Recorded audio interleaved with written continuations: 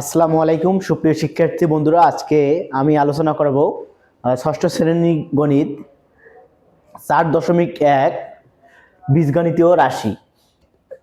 তুমি যদি সম্পূর্ণ ক্লাসটি দেখো তাহলে তোমার এই অধ্যায় নিয়ে কোনো সমস্যা হবে না ইনশাআল্লাহ। তো ক্লাসের শুরুতেই বলে নিচ্ছি বীজগণিতীয় রাশি কি।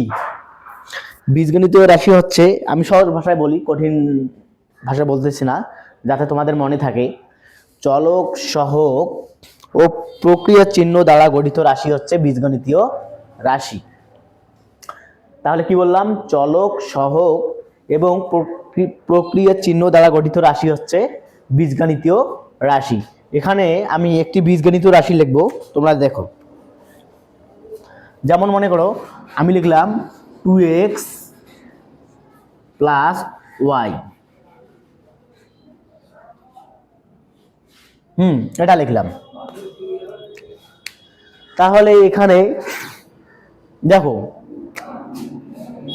x হচ্ছে চলক, আর যে সংখ্যাগুলো থাকবে এটাকে বলে সহগ।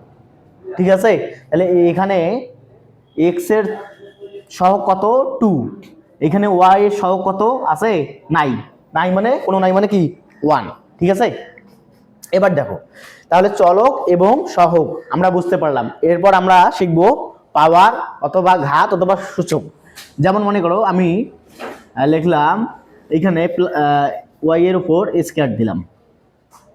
দেখো, তাহলে y এর উপর স্কয়ার দিলাম, তাহলে y এর পাওয়ার কত? 2। এটাকে পাওয়ার বলে, ঘাত বলে, সূচক বলে, অনেক কিছু বলে। ঠিক আছে? তাহলে দেখো, এবার যদি আমি বলি 2x লিখলাম, x এর পাওয়ার কত? এখানে কি x এর কোনো পাওয়ার আছে? নাই, তার মানে 1। এইটাকে বলে পাওয়ার অথবা ঘাত অথবা সূচক। আশা করি তোমরা সুন্দর মতো বুঝতে পারছো। যদি মনে করো আমি আরেকটা জিনিস লিখলাম 2y to the power 4 plus x square. এবার যদি আমি বলি যে y এর পাওয়ার কত, বলো তো দেখি। এই যে উপরেরটাকে পাওয়ার। ঠিক আছে? তাহলে y এর পাওয়ার 4। এবার দেখো আমি কি লিখলাম? x লিখছি। x এর পাওয়ার কত হবে বলো তো দেখি। আমি তোমাদের 5 সেকেন্ড সময় দিলাম, তোমরা চেষ্টা করো।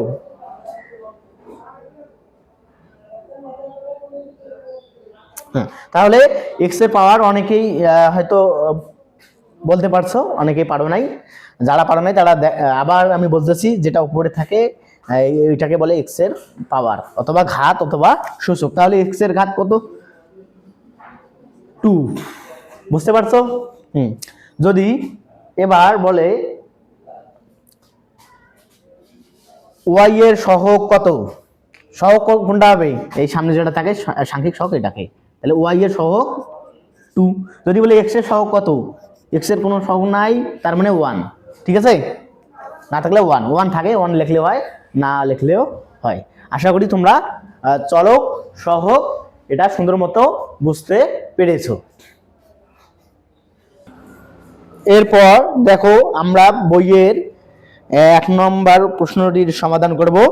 আমাদের বইয়ে কি বলছে? নিচের বীজগণিতীয় রাশি দ্বারা কি বুঝো?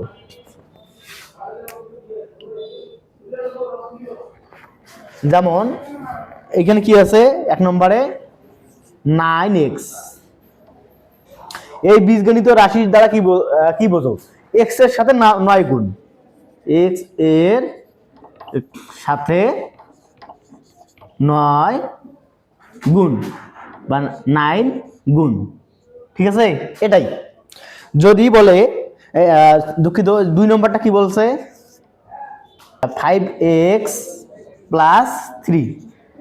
তাহলে এই বীজগণিতের রাশি দ্বারা কি বুঝো? এই যে x এর সাথে কত গুণ বলো? x এর সাথে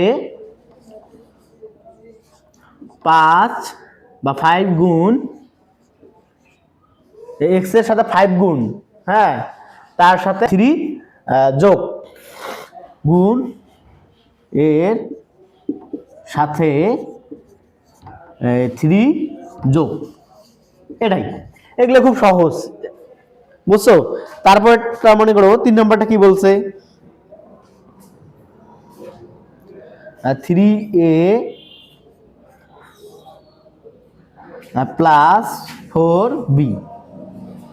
এখানে তোমরা দেখতে পাচ্ছো 3a, তাহলে a এর সাথে 3 গুণ, তাহলে কি লিখবো আমরা, a এর সাথে 3 গুণ যোগ 4 এর সাথে b এর সাথে 4 যোগ 4 গুণ, তাহলে আমরা কি লিখবো, a এর সাথে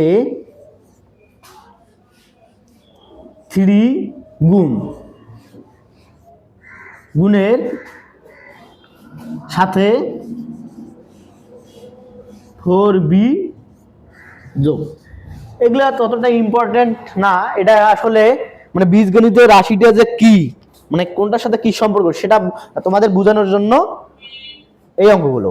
আশা করি এগুলো যদি পরেরগুলো যদি আমি না করাই তারপরে তোমরা নিজেরাই পাবা, এগুলো কঠিন না। যেমন মনে করো 6 নম্বরটা কি বলছে, 4x প্লাস 5y ডিভাইডেড 2, কি লিখতে পারো, x এর সাথে 4 গুণ যোগ y এর সাথে 5 গুণ গুণের সাথে 2 ভাগ বা 2 ভাগ, এটাই এভাবে তোমরা লিখতে পাবা। এগুলো আহামরি সেই রকম কোনো কঠিন না, আমি আর এগুলো করাচ্ছি না, ঠিক আছে। যেমন মনে করো একবার শেষেরটা, এটা কিভাবে লিখবা,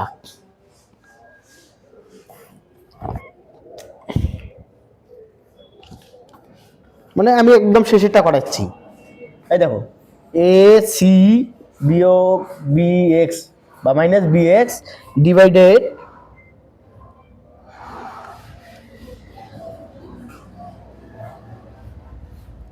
7, এটা কিভাবে লিখবা, যে সি এর সাথে এ গুণ গুণের সাথে বিয়োগ, সি এর